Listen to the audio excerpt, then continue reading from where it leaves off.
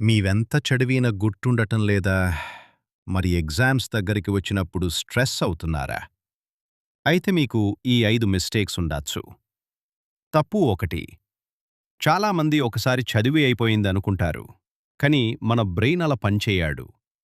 ఒకసారి చదివితే చాలా భాగం మర్చిపోవటం. సొల్యూషన్: స్పేస్డ్ రివిజన్ చేయాలి. ఒకరోజు తర్వాత 3 రోజుల్లో తర్వాత మళ్ళీ రివైజ్ చేయండి. తప్పు 2: కొంచెం మంది 5 నుంచి 6 గంటలు చదివిన అర్థం కాకపోవచ్చు. టైం కంటే understanding important. Solution: active learning చేయండి. మీరు చదివింది మీరు ఎక్స్ప్లెయిన్ తప్పు 3: మొబైల్ పెద్ద డిస్ట్రాక్షన్. ఒక నోటిఫికేషన్ వచ్చినా కాన్సంట్రేషన్ పోతుంది.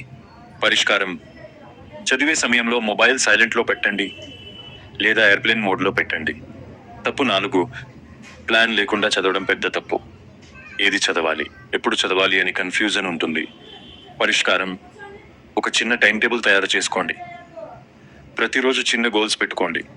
తప్పు 5: ప్రాక్టీస్ లేకుండా మార్కులు రావు. చదవడం మాత్రమే సరిపోదు.